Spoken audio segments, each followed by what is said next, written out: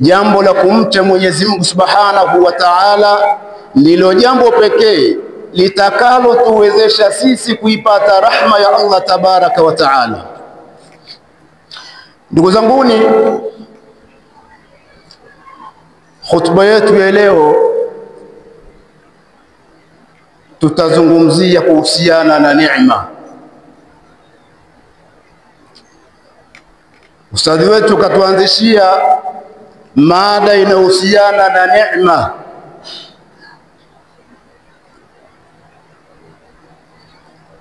Katika mada niliyopanga kuizungumza,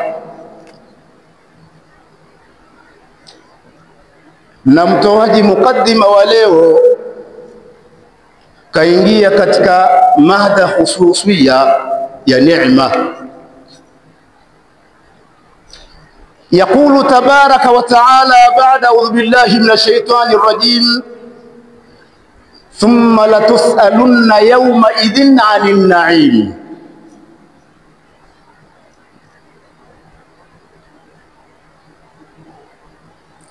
ويقول أيضا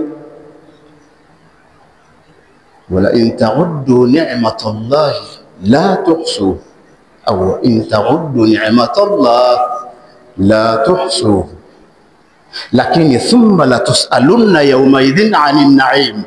Hapa ndo kwenye pointi yangu. Ndugu zanguni, hata tukizihesabu neema alizotupa Mwenyezi Mungu Subhanahu wa Ta'ala, hatutopata idadi yake kwa sababu ni nyingi. Lakini kubwa zaidi, baada ya kuwa sisi tumepewa neema na Allah Tabaraka wa Ta'ala, lakini tukaya tukijua kwamba thumma la tusalunna yawmaidhin 'anil na'im, tutakuja kuulizwa, mtakuja kuulizwa kutokana na neema za Mwenyezi Mungu Subhanahu wa Ta'ala. Neema ni vipawa ambavyo kwamba Allah kakujalia. Ikumbukwe kwamba wakati inashuka aya hii thumma la tusalunna yawmaidhin 'anil na'im, hao watu waliokuwepo katika zama hizo walikuwa ukilalia mkeka tu, wala hawana godoro, na walikuwa wakila mkate wa mtama tu. Lakini aya hii ikawashukia thumma la tusalunna yawmaidhin 'anil na'im, kwamba mtakuja kuulizwa kutokana na neema alizokupeni Allah. Hebu huta picha baina yako wewe na mimi, ni vingapi tunavyovimiliki?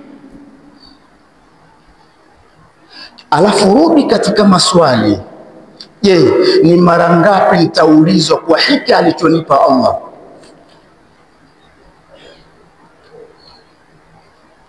Hawa walioshukiwa na aya hii walikuwa kimiliki mikeka tu, walikuwa wanalala kwenye mikeka. Chakula chao ni mkate wa mtama, lakini pia bado Allah aliwaambia kwamba nitakuja kukuulizeni kwa hivi vipawa nilivyokupeni.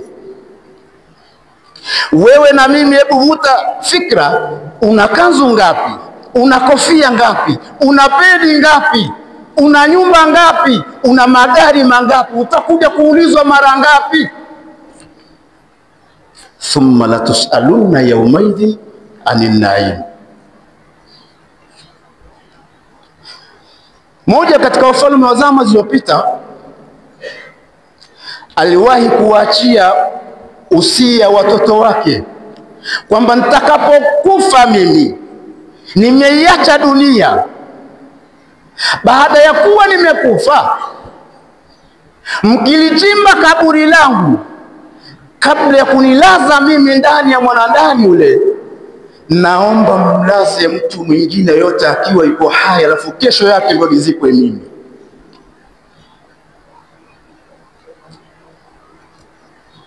Kwa ilipofika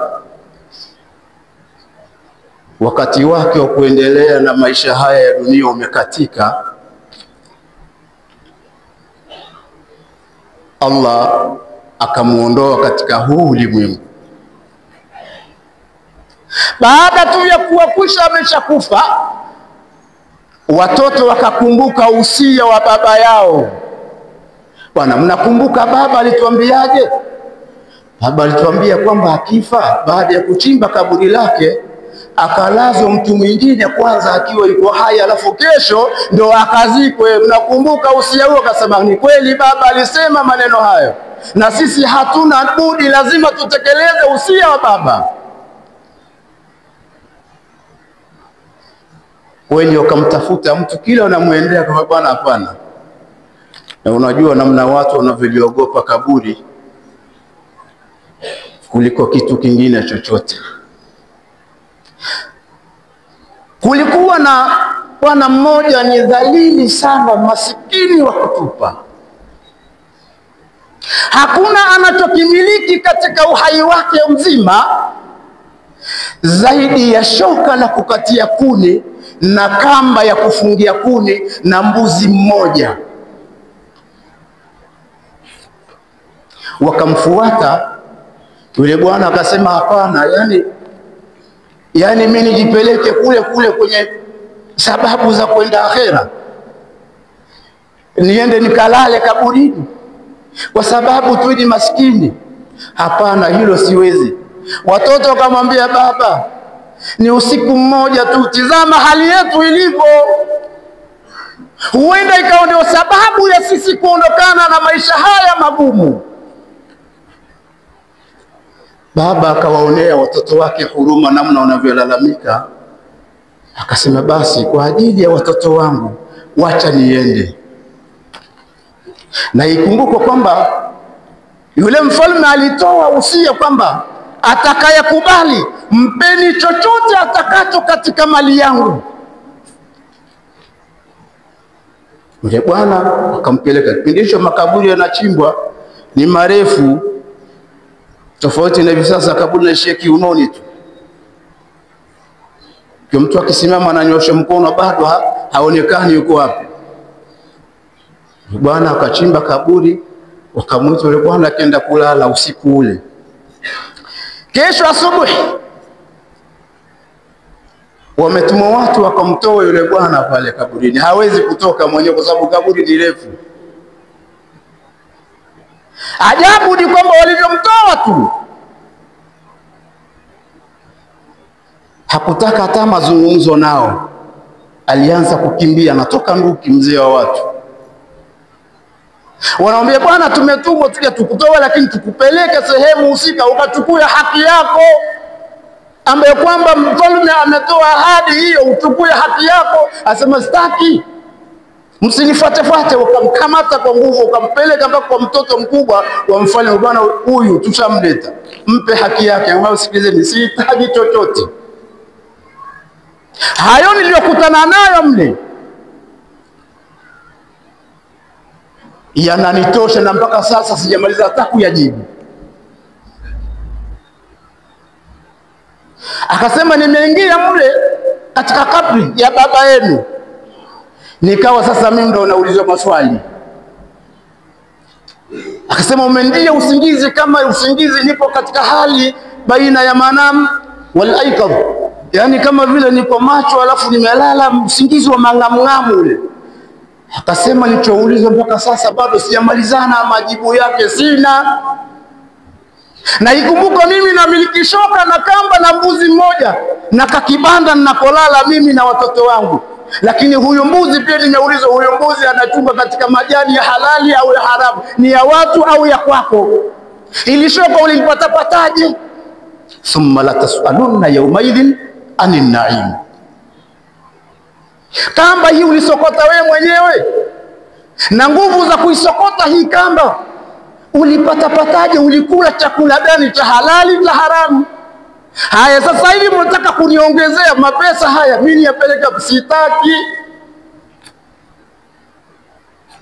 Huyu alikuwa anamiliki shoka, kamba na mbuzi, kambuzi kamoja. Wewe na mimi ni vingapi tunavyovimiliki? Tutakuja kuulizwa maswali mangapi, ndugu zangu Waislamu? Thumma la tusaluna yawmaidhin anin na'im. Neema ni nyingi.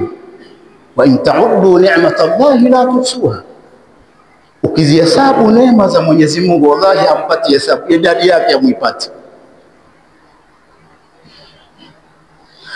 Hata wakati ni neema. Muda huu ambao kwamba tunautumia katika majambo mengine ni neema.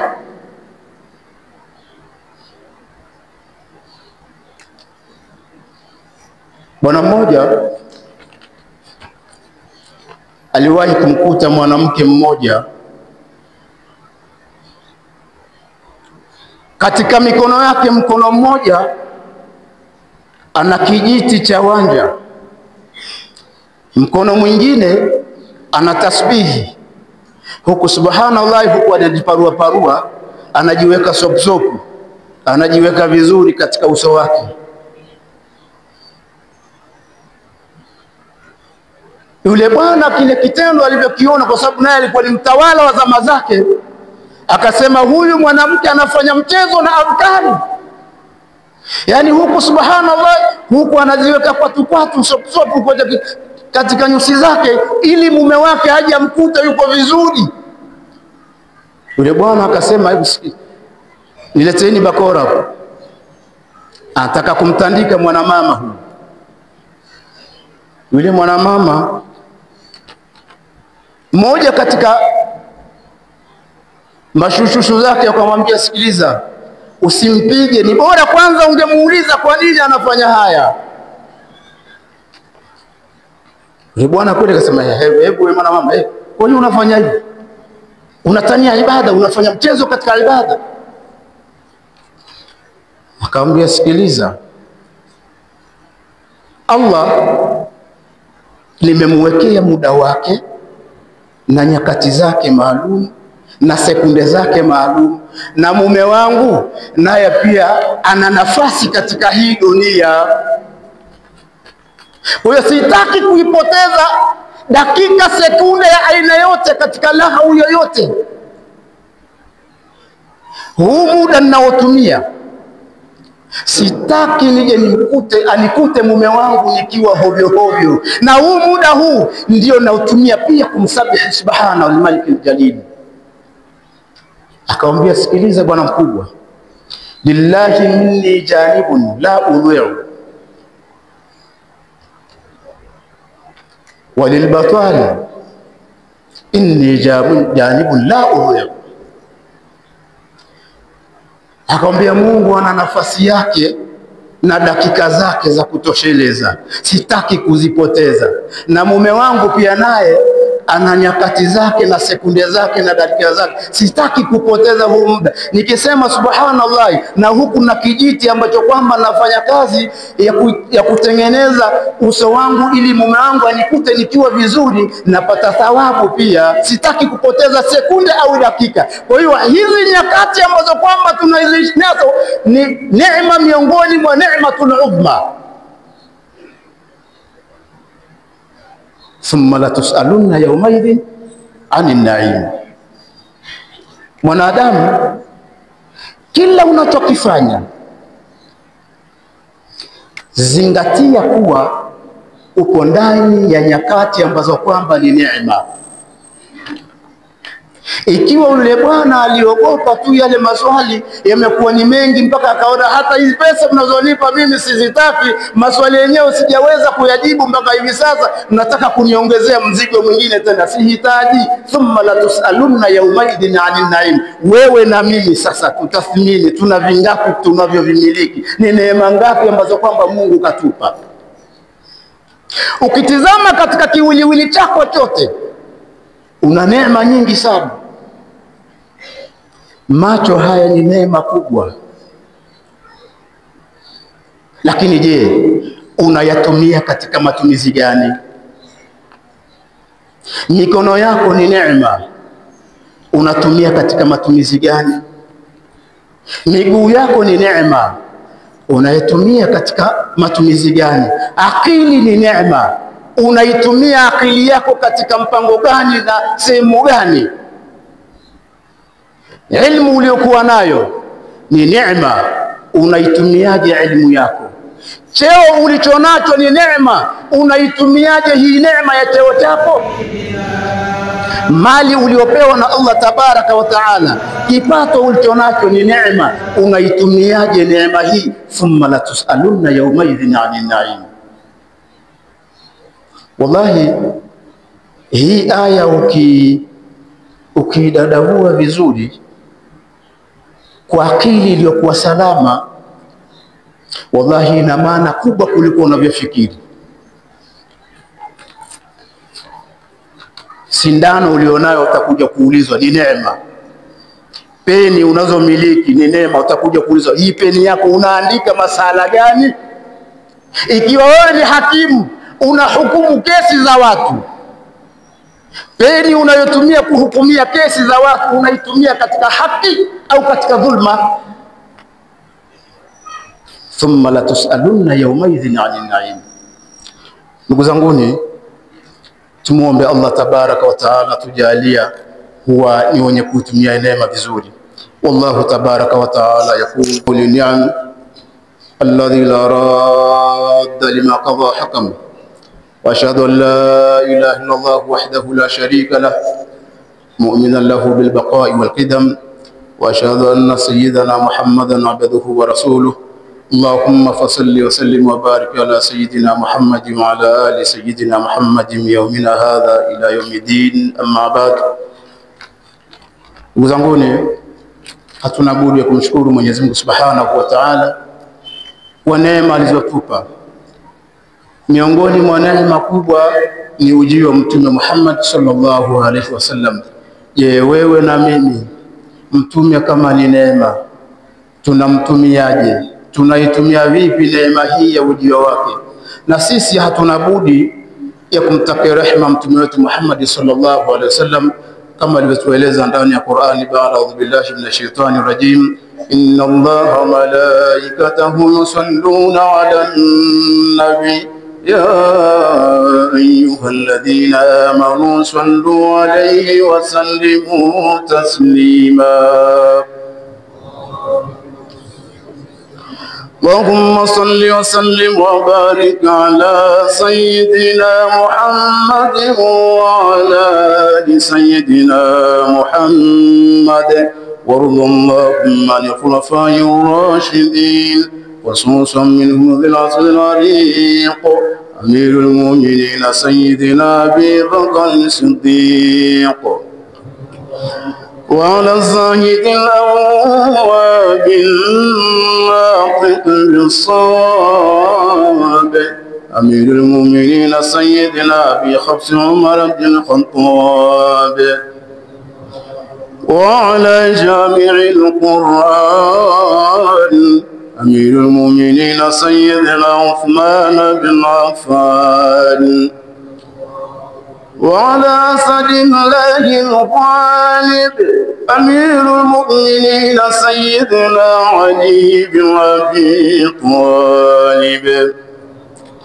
وعلى جميع أصحاب رسول الله صلى الله عليه وسلم. اللهم اجعل أمورنا بعد خيرنا ولا تجعل أمورنا بعد شرارنا. اللهم لا يحتاج إلى البيان والتفسير فحاجاتنا إليك أشياء كثير وأنت عالم بها بصير.